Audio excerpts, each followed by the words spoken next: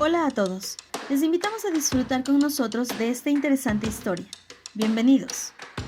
A mediados de 1815, en el marco de la Guerra de Independencia de las provincias del Río de la Plata y de las guerras civiles entre federalistas y unitarios, nació un pueblo, Purificación. El campamento capital de la Liga de los Pueblos Libres, formada por José Gervasio Artigas, el cual había sido nombrado el 25 de abril de 1815 por el Cabildo de Montevideo patrono y protector de la libertad de los pueblos. Desde febrero de 1815 existía el temor de una expedición española que se dirigiera al Río de la Plata con el objetivo de reconquistar aquel territorio. Por ello, a partir del 2 de mayo, el Cabildo de Montevideo tomó varias medidas defensivas, entre ellas, confinar en el interior de la provincia a los españoles de la ciudad que no se adhirieran a los ideales de la revolución. Y qué mejor sitio para vigilar a estos potenciales enemigos que el lugar donde acampaba el ejército patriota. Así, el 28 de junio desde Paysandú, Artigas dio una orden que pronto se extendió a los demás territorios de la Liga para tomar providencias sobre los europeos que se hallan en esos destinos, para reunirlos con los demás que están formando un pueblo por mi orden. Este pueblo, situado cerca de la confluencia del arroyo Hervidero con el río Uruguay, a unos 30 kilómetros al sur de Salto, estaba en un lugar estratégico junto a una vía de comunicación fluvial, en una situación central a medio camino entre todos los territorios que estaban bajo la égida de Artigas, y desde el que acudir más rápidamente a la defensa de cualquier territorio de la Liga. Y aunque su localización exacta aún es dudosa, algún historiador menciona haber visto en la zona un foso, que en época de Artigas constaba en cada una de sus esquinas con un baluarte artillado. Investigaciones recientes en base a algunos restos arqueológicos sitúan Purificación en la conocida como Tala de Artigas. A mediados de 1815, el peligro de invasión española ya se había disipado, por lo que los desterrados que llegaban a Purificación ya no lo hacían por seguridad, sino más bien para purgar sus crímenes contra la nueva nación. De ahí quizás el nombre del sitio, que en palabras de Artigas es el lugar destinado para su purificación. Allí, donde estaba previsto que arraigaran y cultivaran la tierra, fueron conducidos desde finales de mayo, sobre todo los más notables, junto a sus bienes y familias, aunque fueron muchos los huidos, excluidos e indultados. Sobre Purificación, donde fueron asentados aquellos desafectos al nuevo sistema, surgió una leyenda negra que calificaba al lugar como de pasados dolores, de pálidas enfermedades, de la harapienta pobreza. Un lugar donde existían cepos, se degollaba, se azotaba y se enchalecaba. Sin embargo, los expertos en el tema niegan el maltrato a los confinados, aunque esto contrastaría con algunas fugas documentadas. Para la construcción de Purificación, Artigas solicitó en varias ocasiones materiales y herramientas a Montevideo. Más adelante pidió distintos elementos para crear una escuela y una iglesia.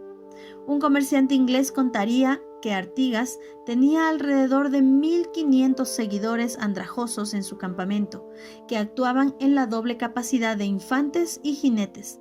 Eran indios principalmente sacados de los decaídos establecimientos jesuíticos, admirables jinetes y endurecidos en toda clase de privaciones y fatigas, y añadía que al principio el campamento de Artigas lo formaban filas de toldos de cuero y ranchos de barro, y estos con una media docena de casuchas de mejor aspecto constituían lo que se llamaba Villa de la Purificación.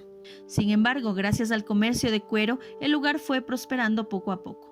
Muchas de las ganancias de aquel negocio eran invertidas en comprar armas y municiones, ya que desde el cuartel general de Purificación se planeaba la resistencia contra el Directorio de Buenos Aires y contra los portugueses. Pocas semanas después de la fundación de Purificación, se reunió el Congreso de Oriente, también conocido como Congreso de los Pueblos Libres o Congreso de Arroyo de la China, al que acudieron diputados de la Banda Oriental, Córdoba, Corrientes, Entre Ríos, Misiones y Santa Fe.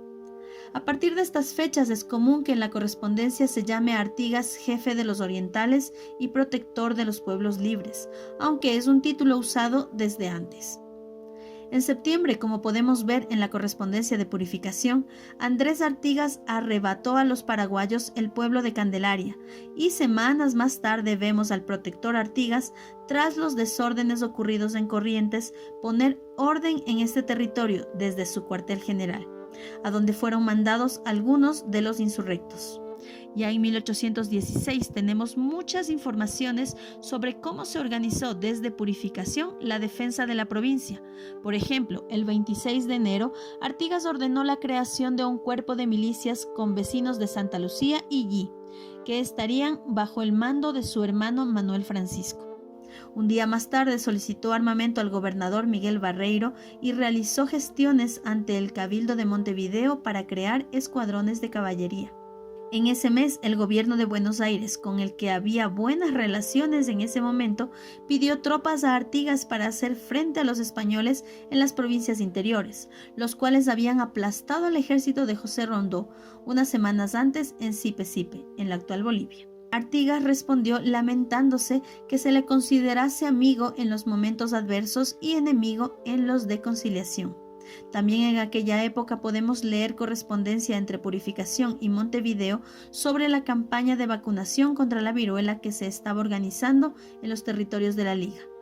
Asimismo, en aquellas fechas, junto a muchos de sus hombres, fue enviado preso a Purificación el general porteño Juan José Viamonte, el cual había tomado Santa Fe el año anterior, pero había sido derrotado en marzo.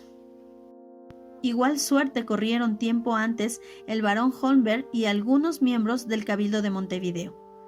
Desde comienzos de verano podemos ver a Artigas preparar a la provincia contra la futura invasión portuguesa.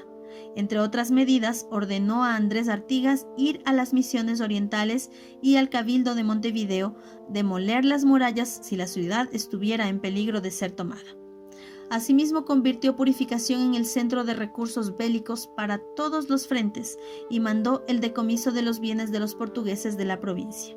En junio, la población de Purificación creció con la llegada de cientos de indios avipones y en julio, Artigas, conocedor de la Declaración de Independencia de las Provincias Unidas durante el Congreso de Tucumán, escribió al director supremo Juan Martín de Pueyrredón para comunicarle que la banda oriental hacía más de un año había enarbolado su estandarte tricolor y juró su independencia absoluta.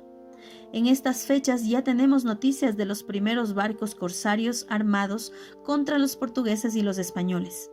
Durante los siguientes meses fueron expedidas nuevas patentes de corso, como las dadas en Purificación en septiembre y noviembre de 1817 a Amado Rossignol y al estadounidense John Clark.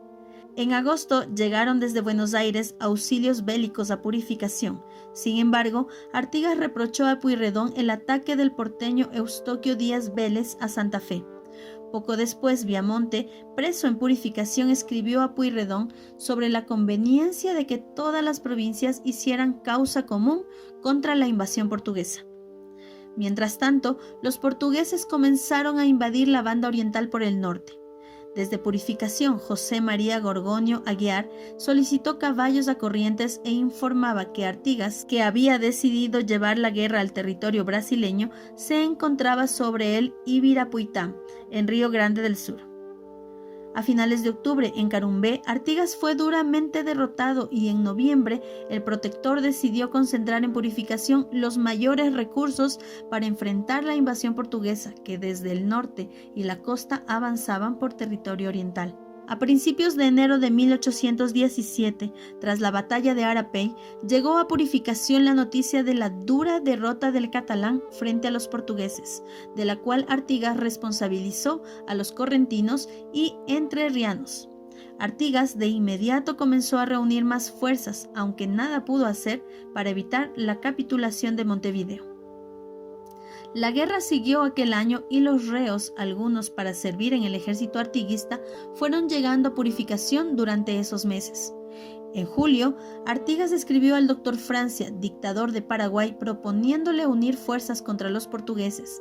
Poco después se firmó en Purificación un convenio de libre comercio con los ingleses y desde finales de año podemos ver en la correspondencia emanada desde Purificación el inicio del conflicto con Buenos Aires en la provincia de Entre Ríos.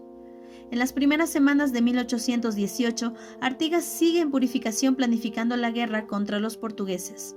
Hacia mediados de marzo, el protector evacuó Purificación definitivamente y se trasladó a Guaybillú. A principios de abril, el portugués Joaquim Javier Curado informaba de su llegada a Purificación, donde izó la bandera portuguesa y donde las fuerzas luso-brasileñas permanecieron durante los siguientes meses.